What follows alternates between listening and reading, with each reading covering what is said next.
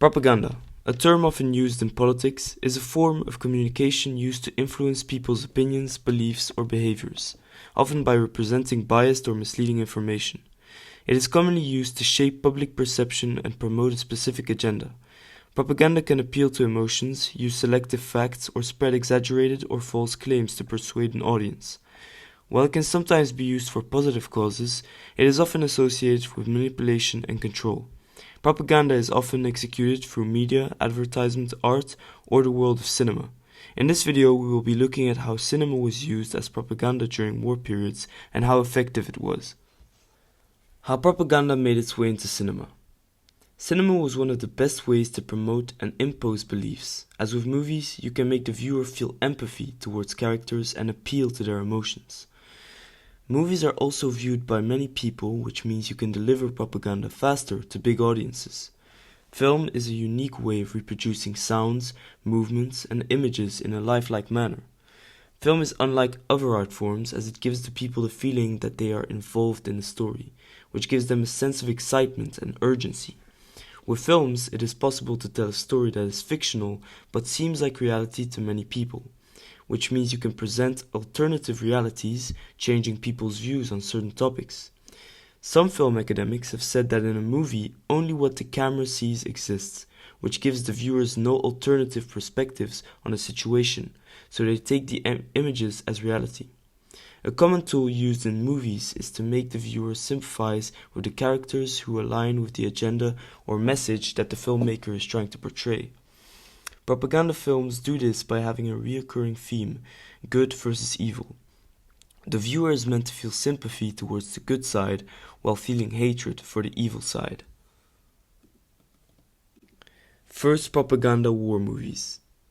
Nations were new to cinema and its capability to spread and influence mass sentiment at the start of the First World War. The early years of the war were experimental in regard to using films as a propaganda tool. It eventually became a crucial tool, or what George Moss, a German-American historian, called the nationalization of the masses, referring to the nation trying to manipulate the people's emotions to mobilize them for a national cause against the imagined or real enemy. The main countries that used cinema as propaganda were Britain, the US, France, and Germany. Germany was one of the first countries to recognize the effectiveness of the film industry to attract people to national causes. The German film industry became big during First World War due to a ban on most foreign films in 1916. General Ludendorff, a German military officer during First World War, saw the film industry as an effective war weapon, and he used the UFA, which was a German film and television production company, to create pro-German films. By the end of the war, the German film industry was booming. Germany also launched a secret film campaign in the US to maintain neutrality and spread pro-German beliefs. US. The US entered the war in April 1917 and developed its own propaganda organization, the Committee on Public Information, days after the declaration of war. The CPI created films like Pershing's Crusaders, America's Answer, and Under Four Flags. But like the British, America's interest in long movies faded because they preferred newsreels and shorts, which were shorter style documentary films containing news stories. That form of propaganda also seemed profitable, even though American audiences seemed more interested in British war films. Charlie Chaplin, a famous British actor and movie producer, starred in multiple pro-US propaganda films. One film, Zepped, which contains the only known scenes of a Zeppelin bombing over London, was created to boost the troops' morale in Egypt and reduce the fear caused by the frequent Zeppelin raids. In 1918, Chaplin made a film called The Bond on his own and created short clips where he hit the Kaiser Wilhelm with a hammer that said War Bonds. The scene where Chaplin hits Kaiser Wilhelm with a hammer labeled War Bonds was a symbolic act. War bonds are what people buy to lend money to the government so it can spend more on its military. It was meant to mock the German leader and show support for the war effort by encouraging people to buy war bonds. The hammer was a playful way to link the Kaiser to the violence and destruction of the war, while promoting a patriotic cause. In 1915, the US made a film called The German Side of the War, and it was the only movie that showed the German perspective of the war. The movie was a real success as the lines in the theater were really long and people bought tickets from resellers because the movie was so popular.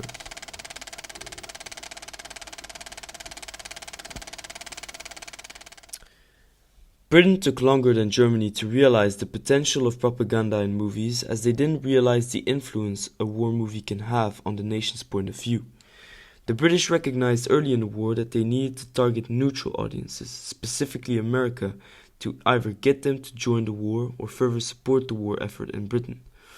The main person responsible for bringing British war films to the US was Charles Urban, the best-known film producer in England at the time. He first brought Britain Prepared to the States in early 1916 and the Battle of the Somme in August 1916. They didn't exceed their expectations, partly because the Britain's War Propaganda Bureau, also called Wellington's House, didn't accept movies produced by the British government with the intention of winning over American audiences. This changed in November 1916, when the British created the War Office Cinematography Committee, where the intent of the movies were known and accepted. France. During the war, many resources were used to support the fighting, so there was less money and effort put into making French films. Because of this, French film production declined, and most of the movies shown in France at the time came from America.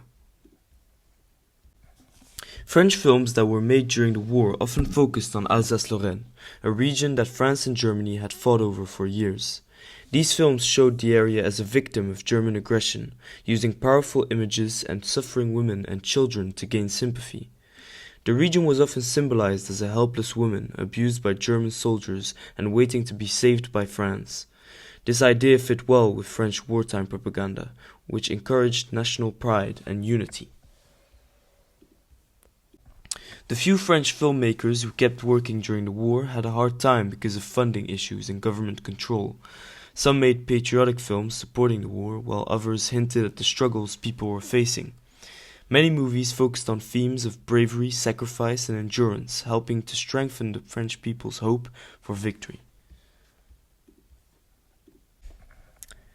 The late 1930s to 40s were known as the Golden Age of propaganda. Those were the times where propaganda was being used by all sides. As I mentioned before, the most effective way to promote propaganda was through movies, as you could easily distribute it to the masses in a short period of time. These movies were used to brainwash people into having a false image of an enemy to motivate the people to put up a fight against that enemy. The reason it became so big was because it seemed to work.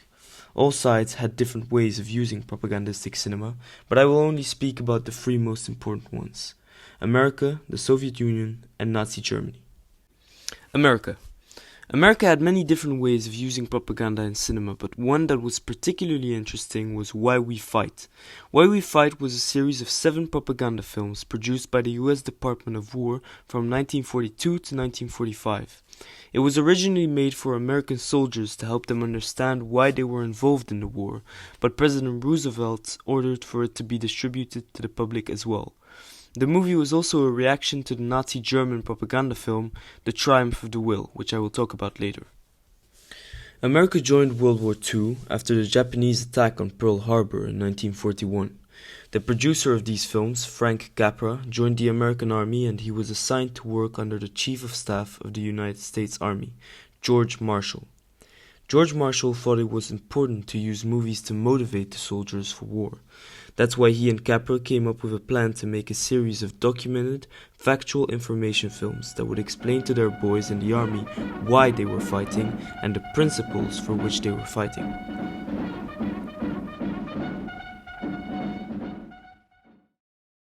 Capra's goal became to, I quote, "let the enemy prove to our soldiers the enormity of his cause and the justness of ours." He would use the enemy's speeches, films, newsreels, and newspaper articles. By using these, the boys would know what the purpose of their uniform was. Soviet Union. The Soviet Union was also a country that made great use of propagandistic cinema, but one film that particularly stands out is Alexander Nevsky, a 1938 historical drama film directed by Sergei Eisenstein. It depicts the attempted invasion of northern Russia in the 13th century by the Teutonic Knights of the Holy Roman Empire and their defeat by Prince Alexander, known popularly as Alexander Nevsky.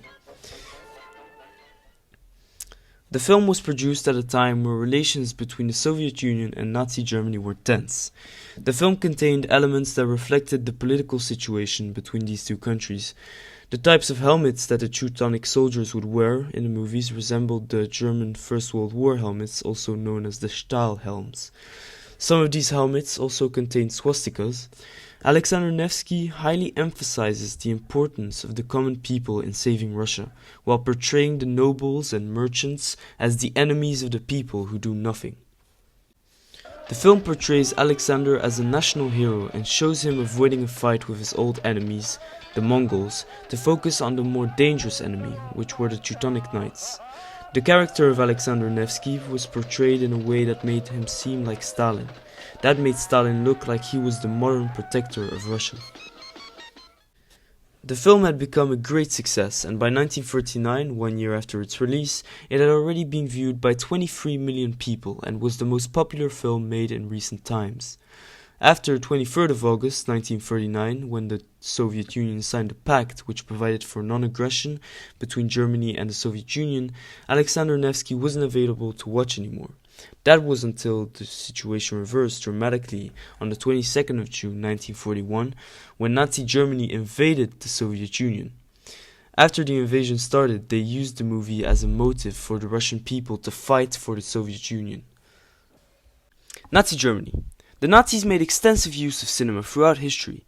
The Nazi Party established a film department soon after they rose to power in Germany. Cinema was a personal fascination for Hitler, which is why he and his propaganda minister, Joseph Goebbels, used many Nazi films to promote the party's ideology. The Nazis saw cinema as a powerful propaganda tool to unite the people. Germany also had a big movie market, which forced foreign film companies to produce movies that didn't criticize the Nazis. If studios wanted their movies to be seen in Germany, they had to comply with Nazi expectations. This meant that all Hollywood movies criticizing the Nazis were censored. One of the most famous Nazi movies is The Triumph of the Will, a 1935 German Nazi propaganda film directed and produced by Leni Riefenstahl. Leni Riefenstahl was a German film director and actress. The movie showcases a Nazi party rally that took place in Nuremberg, where 700,000 people attended. The film contains speeches given by Nazi leaders such as Hitler, Rudolf Hess, and Julius Streicher. Next to them are a bunch of SS and SA soldiers lined up. The theme of the film is the return of Germany as a great power, with Hitler as its leader. After its release, Triumph of the Will was very well received in Nazi Germany, and quickly became a model for propaganda filmmaking around the world. This was mostly due to Riefenstahl's ability to captivate audiences through special film techniques, such as aerial photography and the powerful use of music. Despite its controversial purpose, the film is still considered as one of the most technically impressive propaganda pieces ever made, and went on to win several awards across Europe. It also solidified Riefenstahl's reputation as one of the most influential and debated female filmmakers of the 20th century. One movie that I would also like to mention is The Great Dictator by Charlie Chaplin, published in 1940 around the time things were escalating in the war. Charlie Chaplin was the biggest star of the silent film era, and he began creating his first full dialogue film. The main topic of the film is Hitler and the rise of European fascism. The Great Dictator shows the story of two worlds: the palace, where the dictator called Adenoid Hinkel, representing Hitler, rules, and the ghetto, where a Jewish barber is trying to make a living and survive. The comedic side of the movie is that the dictator and the Jewish barber resemble each other, and the barber is later mistaken for the dictator. The movie starts with a prologue where we see the barber fighting as a patriotic in the First World War. The movie shows the terrible violence of war by keeping it humorous and comedic. The prologue reminds the audience of the terror of machines, the horror of war, and the pointlessness of war. During the movie, the two stories of the barber and the dictator, represented as the good people of the ghetto and the evil people of the palace, alternate quite a lot. The film ends with an epilogue where the barber, being mistaken for the dictator, is forced to give a speech at a mass rally. The speech, however, is not given by the barber, but by Charlie Chaplin himself, where he promotes peace, tolerance, and understanding. One of the great moments in the movie is where Hinkel performs a dance with a globe of the world, representing Hitler and the rise of dictators. The scene requires no words to convey its message, symbolizing Hitler's dreams to conquer the world purely for his pleasure. But once he has a full grasp of the globe, it pops. That was Chaplin's way of expressing his belief that dictators will never succeed. Even though it wasn't supposed to be a propagandistic movie, it still became one, as it promotes certain values and ideologies and it tries to sway the audience towards democracy. It tries to make the viewer feel sympathy for the ones being oppressed by fascist regimes. It also shows a difference in the oppressed fighting and the Germans fighting.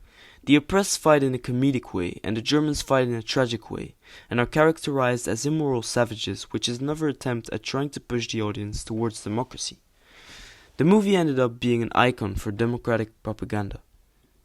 The most powerful moment of the movie is the 5-minute speech given by Charlie Chaplin at the end, where he drops his comedic act and speaks directly to the world, expressing his message that the world should fight fascism, unite and work together towards a better future. The message remains relevant today in the 21st century and will remain relevant as long as there are human conflicts. To summarize this video, we can conclude that propagandistic cinema played a crucial role in both world wars. It changed the way governments spread their messages and paved the way for a new form of communication with individuals and entire nations. Many countries used cinema to indoctrinate their people and convince them to fight against an often imagined enemy. So, the question is, would the outcome of the wars have been any different without propagandistic cinema? Thank you for watching.